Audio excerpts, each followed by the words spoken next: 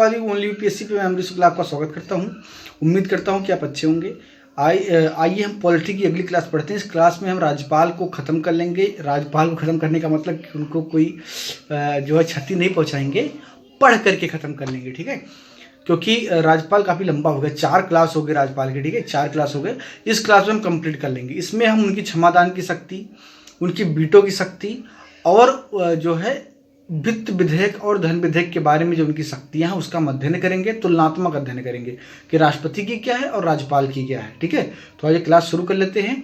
एक चीज़ मैं आपको और बता दूं कि जो हमारी वेबसाइट www.onlyupsc.in, वहाँ पर हम बहुत सारे जो है कंटेंट प्रोवाइड करवा रहे हैं पढ़ने के उद्देश्य से, तैयारी के उद्देश्य से। तो आप वहाँ पर जरूर जाया कीजिए, कुछ ना कुछ आपको अच्छा मिल जाएगा जिससे आपकी परीक्षा में आपकी फ़ायदा होगी, ठीक है। तो ये क्लास शुरू कर लेते हैं।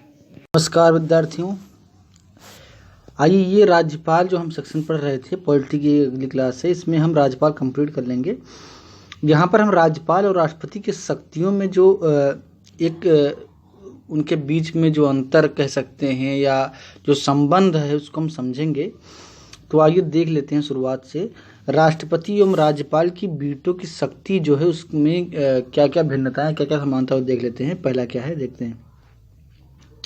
प्रत्येक साधारण विधेयक जब वह संसद के दोनों सदनों चाहे अलग अलग या संयुक्त बैठक से पारित होकर आता है तो उसे राष्ट्रपति के पास मंजूरी के लिए भेजा जाता है। इस मामले में उसके पास 3 विकल्प होते हैं, ठीक है। उसके पास 3 विकल्प होते हैं। वह विधेयक को स्वीकृति दे सकता है, फिर विधेयक अधिनियम बन जाता है, ठीक है, पहला है। दूसरा है वह विधेयक को अपनी स्वीकृति रोक सकता है, ऐसी स्थिति में विधेयक समाप्त हो जाएगा और अधिनियम नहीं बन पाएगा, ठीक है। तीसरी स्थिति क्या है, वह सदन के पास विधेयक को विचारार्थ भेज सकता है।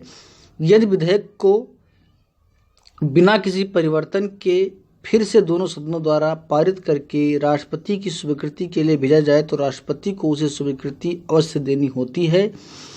इस तरह राष्ट्रपति के पास केस स्थगन वीटो का अधिकार है, ठीक है। तो इस प्रकार आपने देखा कि ये राष्ट्रपति कर सकता है, ठीक है। चौथा क्या है कि जब कोई विधेयक राज्यपाल द्वारा राष्ट्रपति के विचारार्थ सुरक्षित रखा जाता है तो राष्ट्रपति के पास 3 विकल्प होते हैं।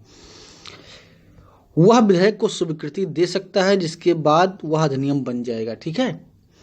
दूसरा है वह विधेयक को अपनी स्वीकृति रोक सकता है, फिर विधेयक खत्म हो जाएगा और अधिनियम नहीं बन पाएगा। या एक और है वह विधेयक को राज्य विधान परिषद के सदन या सदनों के पास पुनर्विचार के लिए भेज सकता है। सदन द्वारा 6 महीने के भीतर इस पर पुनर्विचार करना आवश्यक है। यदि विधेयक को कुछ सुधार या बिना सुधार के राष्ट्रपति की स्वीकृति के लिए दोबारा भेजा जाए तो राष्ट्रपति इसे देने के लिए बाध्य नहीं है। वह स्वीकृत कर भी सकता है और नहीं भी। ये तब होता है जब राज्यपाल भेजता है, ठीक है, कोई विधानसभा का मामला जब होता है, ठीक है। अब ये इसी प्रकार के सामान्य विधेयक में राज्यपाल की शक्तियाँ क्या क्या हम देख लेते हैं। यहाँ वही सारी चीज़ लिखी हुई है जो यहाँ पर लिखा हुआ था, ठीक है। वह विधेयक को स्वीकृति प्रदान कर सकता है, फिर विधेयक अधिनियम बन जाएगा, ये तो हो गया एकदम सेम है। वह विधेयक को अपनी स्वीकृति से रोक सकता है, तब विधेयक समाप्त हो जाएगा, अधिनियम नहीं बन पाएगा, ये भी सेम है। तीसरा क्या है, वह सदन के पास विधेयक को विचारार्थ भेज सकता है यदि विधेयक को बिना परिवर्तन, ये भी एकदम से सेम है, यानी कि राष्ट्रपति की जो शक्ति है वही राज्यपाल की है। चौथा देखते हैं क्या है, वह विधेयक को राष्ट्रपति की यहाँ पर देखिए मिसप्रिंट है, गलत लिखा हुआ है।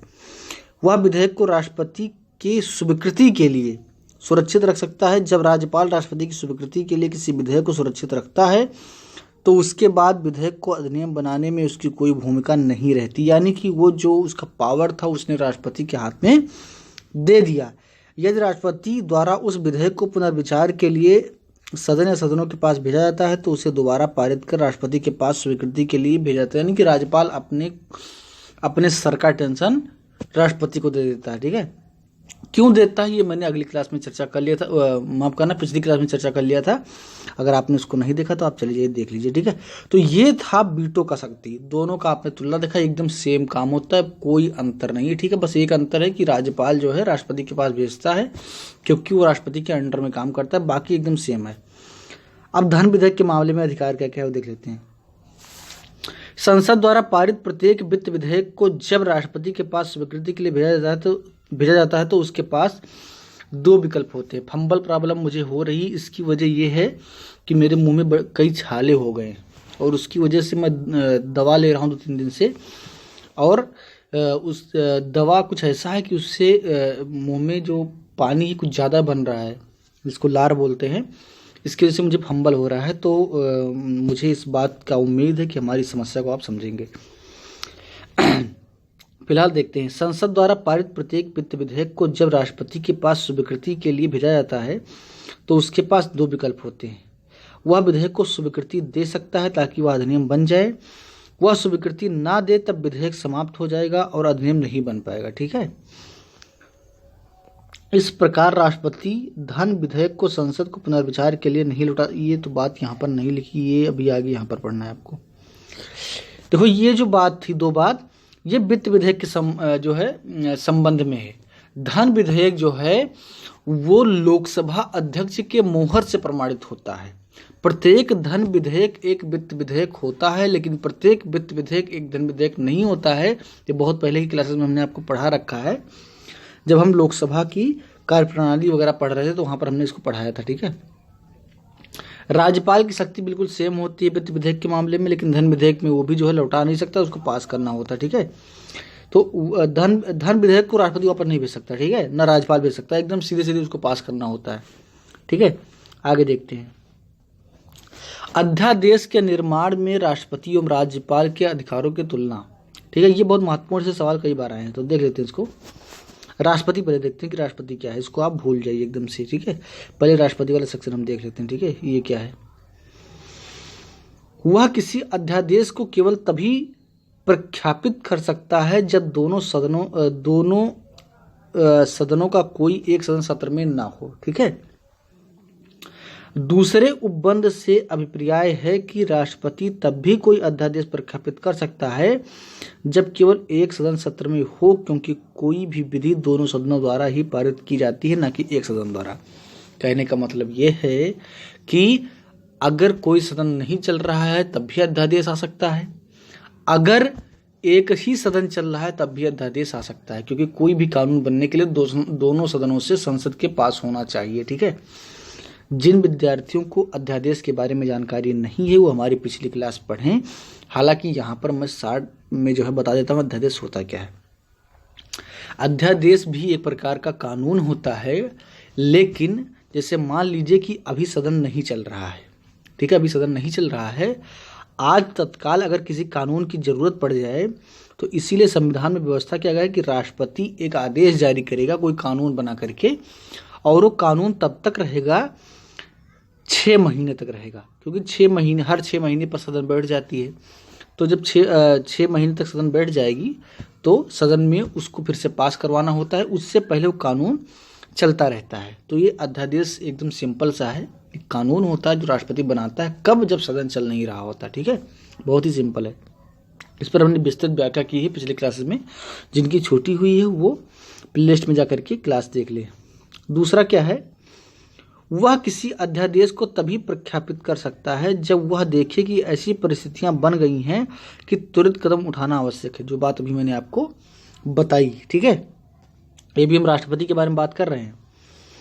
अध्यादेश निर्माण शक्ति के मामले में उसे संसद के सह अस्तित्व में समान शक्ति है, अर्थात वह उन्हीं विषयों पर अध्यादेश जारी कर सकता है जिनके संबंध में संसद विधि बनाती है। सिंपल है कि चूंकि संसद का एक पार्ट है राष्ट्रपति, ठीक है, तो जो काम संसद का है वही काम वो कर सकता है। अगर कोई चीज संसद के कार्यक्षेत्र से बाहर है तो उस पर अध्यादेश राष्ट्रपति नहीं ला सकता, इसका मतलब यही है। आगे देखते हैं, उसके द्वारा जारी कोई अध्यादेश उसी तरह प्रभावी होगा जैसे संसद द्वारा निर्मित कोई अधिनियम। ये बात मैंने आपको बता दी। संसद द्वारा पारित किसी अधिनियम की सीमाओं के बराबर ही उसके द्वारा जारी अध्यादेश की सीमाएं हैं। इसका मतलब है उसके द्वारा जारी अध्यादेश अवैध हो सकता है यदि वह संसद के द्वारा बना सकने योग्य ना हो। बिल्कुल ये वही बात है, एकदम सेम काम होता है। ठीक है, वह एक अध्यादेश को किसी भी समय वापस कर सकता है। ये भी आप ध्यान रखेंगे, ये स्टेटमेंट कहीं पर आपको कंफ्यूज कर सकता है। आप ये चीज याद रखिएगा कि अगर चाहे राष्ट्रपति तो अध्यादेश को वापस भी ले सकता है। ऐसा नहीं है कि वो तीर है और धनुष से छूट गया तो वापस नहीं आएगा, ऐसा नहीं है। अध्यादेश जारी किया, जब तक जरूरत है फिर उसको वापस भी ले सकता है, ठीक है। आगे देखते हैं, उसकी अध्यादेश निर्माण करने की शक्ति स्वैच्छिक नहीं है। ये बात आप ध्यान रखेंगे कि राष्ट्रपति की अध्यादेश निर्माण की शक्ति जो है वो स्वैच्छिक नहीं है। इसका मतलब है कि वह कोई विधि बनाने या किसी अध्यादेश को वापस लेने का काम केवल प्रधानमंत्री के सलाह पर ले सकता है, ठीक है। केवल प्रधानमंत्री की सलाह वाली मंत्रिपरिषद के परामर्श पर ही कर सकता है, ठीक है। तो यानी कि अपने मन से अचानक नहीं कर सकता है। आगे देखते हैं, उसके द्वारा जारी किसी अध्यादेश को संसद के दोनों सदनों के सभापटल पर रखा जाना चाहिए, यानी कि जब संसद शुरू हो, स्टार्ट हो। ये सारी बातें मैंने आपको बता दी थी। उसके द्वारा जारी अध्यादेश संसद का सत्र प्रारंभ होने के 6 माह उपरांत समाप्त हो जाता है। यह उस स्थिति में पहले भी समाप्त हो जाता है जब संसद के दोनों सदन इसे अस्वीकृत करने का संकल्प पारित कर दें, ठीक है। इस वाले जो है नंबर को एक बार हम फिर से समझ लेते हैं। उसके द्वारा जारी अध्यादेश संसद का सत्र प्रारंभ होने के 6 माह उपरांत समाप्त हो जाता है, ठीक है। यह उस स्थिति में पहले भी समाप्त हो जाता है जब संसद के दोनों सदन इसे अस्वीकृत करने का संकल्प पारित कर दें, ठीक है। होता क्या है कि जब सदन नहीं चल रहा होता है तब वो आता है। अब मान लीजिए कि सदन चल रहा है और उस अध्यादेश पर अभी कोई फैसला नहीं लिया गया, तो अगले 6 माह तक वो कारगर रहेगा। लेकिन अगर संसद चाहे तो एक संकल्प पारित करके उसको खत्म कर सकती है, ठीक है। अगला देखते हैं, उसे अध्यादेश बनाने में किसी निर्देश की आवश्यकता नहीं होती है, ठीक है। हालांकि वो मंत्रिपरिषद की सलाह पर ही काम करता है। तो ये थी आपकी राज्यपाल की जो है अध्यादेश जारी करने की शक्ति, ठीक है। अब हम देख लेते हैं राज्यपाल वाले सेक्शन में, ठीक है। आइए राज्यपाल वाले सेक्शन में देख लेते हैं। ज़्यादा जूम नहीं करेंगे तो कुछ दिखाई नहीं पड़ेगा। बहुत गर्मी मेहनत करना पड़ता है ये जो है आपको क्लास पढ़ाने में। हालांकि आप वांछनीय जो है परिणाम भी नहीं दे रहे हैं। आप थोड़ा सा अपना जो मोहब्बत है वो चैनल पर कम बरसा रहे हैं। आप देखते तो हैं, चैनल पर आते हैं, लेकिन जो है भाग जाते, पता नहीं क्यों पढ़ाई नहीं करते, पता नहीं क्या। मतलब आपको लगता है कि 1 लाख रुपए फीस देंगे तभी अच्छी पढ़ाई होगी, ठीक है। फिर भी मेरा काम मैं करता रहूँगा, आप अपना काम भी करते रहेंगे, उम्मीद है यही। राज्यपाल की अध्यादेश जारी करने की शक्ति, वह किसी अध्यादेश को तभी प्रख्यापित कर सकता है जब विधानसभा सत्र में ना हो। एकदम सेम वही, इसमें आगे मैं नहीं पढ़ूंगा क्योंकि सेम वही है, ठीक है। दूसरा क्या है, जब वह इस बात से संतुष्ट हो कि अब ऐसी परिस्थिति आ गई है, पूरा एकदम सेम अभी आपने पढ़ा। तीसरा देख लेते हैं, अध्यादेश निर्माण की उसकी शक्ति राज्य विधान परिषद के सह अस्तित्व के रूप में है, यानी वह उन्हीं मुद्दों पर अध्यादेश जारी कर सकता है जिन मुद्दों पर विधानमंडल को विधि बनाने का अधिकार है। सेम जैसे कि वहाँ पर संसद काम कर रही थी, यहाँ पर विधानसभा होती है, तो जो विधानसभा के हक में है केवल उसी पर अध्यादेश जारी कर सकता है राज्यपाल। उसके द्वारा अध्यादेश जारी करने की शक्ति राज्य विधानमंडल द्वारा जारी अधिनियम के समान होती है, ठीक है। ये सारी चीज़ें एकदम समान है। उसके द्वारा अध्यादेश की मान्यता राज्य विधान परिषद के अधिनियम के बराबर है, ठीक है। ये बात आपने देख ली।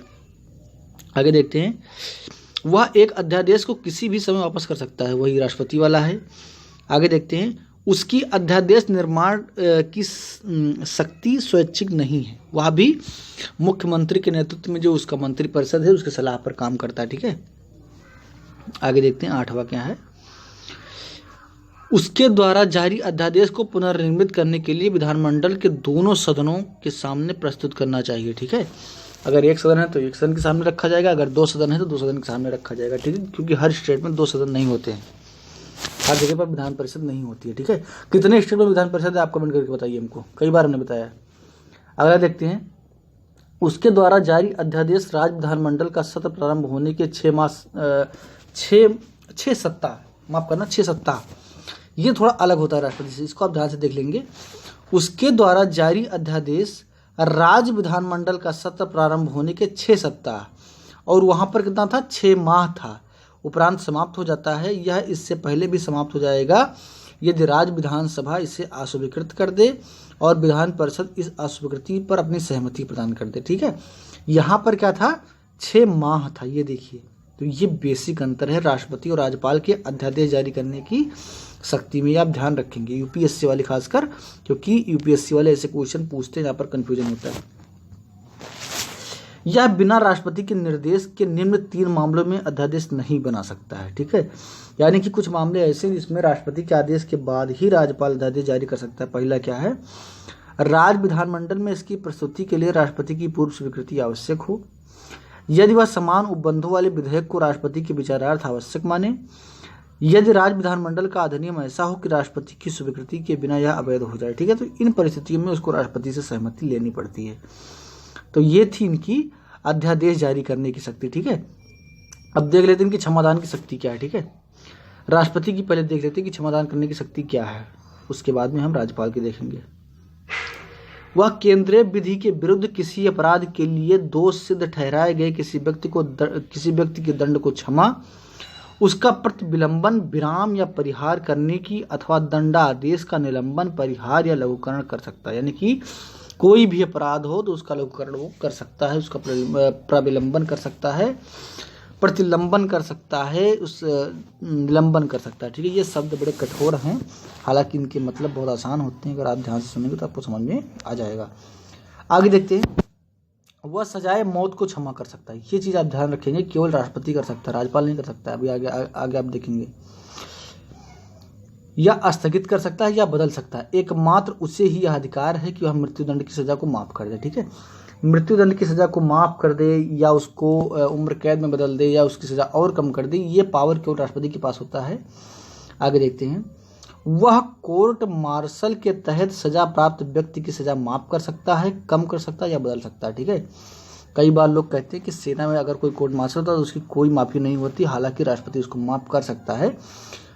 लोगों के कहने और संविधान में अंतर होता है। ठीक है, तो ये 3 थे जो है राष्ट्रपति के हक जो है हक में, उनके अधिकार में। अब इधर राज्यपाल वाला है, वो भी देख लेते हैं। वह राज्य विधि के तहत किसी अपराध में सजा प्राप्त व्यक्ति को क्षमादान कर सकता है या दंड को स्थगित कर सकता है। ठीक है, राष्ट्रपति पूरे देश के संबंध में जो है कर सकता है। ठीक है, वह मृत्युदंड की सजा को माफ नहीं कर सकता, यानी कि राज्यपाल मृत्युदंड की सजा को माफ नहीं कर सकता है, चाहे किसी को राज्य विधि के तहत ही मौत की सजा मिली हो, फिर भी राज्यपाल उसे माफ नहीं कर सकता है।